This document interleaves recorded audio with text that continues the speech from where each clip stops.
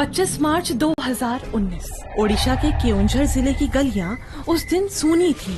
एक घर का मेन गेट खून से सना था। उसके बाहर भीड़ जमा थी और लोगों में खुसफुसाहट थी। जो उनके साथ फोटो खिंचवाते थे उन्होंने ही गला काट दिया। तो किसी ने फुसफुसाया, ये राजनीतिक बदला है। तो किसी ने कहा, ये नेता बनने की कीमत है। पर ये लोग बात किसकी कर रहे थे?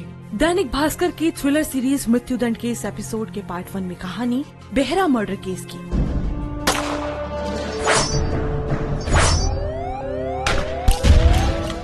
पूर्व कांग्रेस नेता रामचंद्र बेहरा अपनी पत्नी प्रशांति बेहरा और 2 बेटियों के साथ डिनर के बाद सोने जा रहे थे।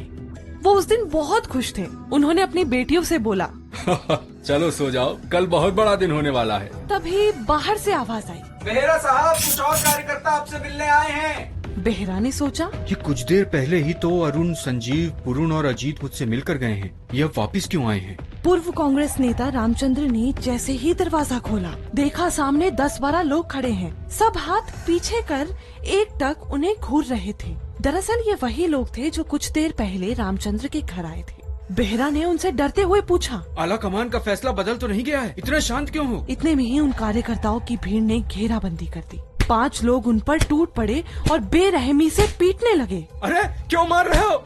बचाओ बचाओ, क्यों मार रहे हो मुझे? बेहरा की चीख सुन उनकी बेटियां और पत्नी दौड़ते हुए बाहर आई, मदद के लिए चिल्लाने लगी। मुझे जाने दो।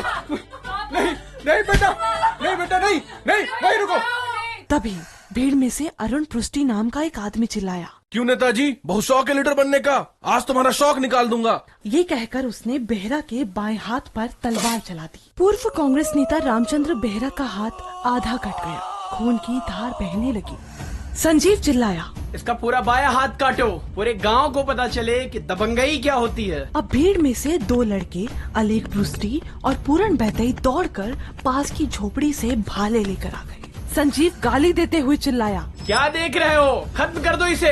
फिर सभी ने मिलकर बेहरा के पेट, छाती और शरीर पर बार बार भाले मारे। अजीत ने संजीव से तलवार ली और बेहरा की दाहिनी हथेली भी काट दी। कटे अंग जमीन पर फड़फड़ाने लगे, लेकिन ये लोग रुके नहीं। अरुण ने भाला उठाया, फिर पैर पर ऐसा वार किया कि रामचंद्र का टखना ही अलग हो गया। ऐसे ही दूसरा पैर भी काट दिया, फिर जांग पर वार करने लगे। बेहरा का शरीर लगभग कट चुका था। उतने में ही संजीव ने बाइक स्टार्ट की और अजीत बेहरा का कटा हाथ लहराते हुए बाइक पर सवार हो गया। प्रमोद भी दाहिनी हथेली लेकर बाइक पर बैठ गया और तीनों NH20 के उस पार एक गांव की तरफ भाग निकले। किसी ने बेहरा की पत्नी और बेटियों की मदद नहीं की। तभी उनको याद आया कि रंजीत के पास गाड़ी है, उसे बुलाना ठीक होगा। लेकिन रंजीत ने भी काफी देर तक गेट नहीं खोला। तो बड़ी बेटी मीना रानी ने हिम्मत दिखाई और वो NH20 हाईवे की ओर भागी। करीब आधे घंटे बाद एक व्यक्ति गाड़ी लेकर आया। वो सबको आनंदपुर हॉस्पिटल लेकर गया। डॉक्टर ने रामचंद्र के कटे अंगों पर पट्टी की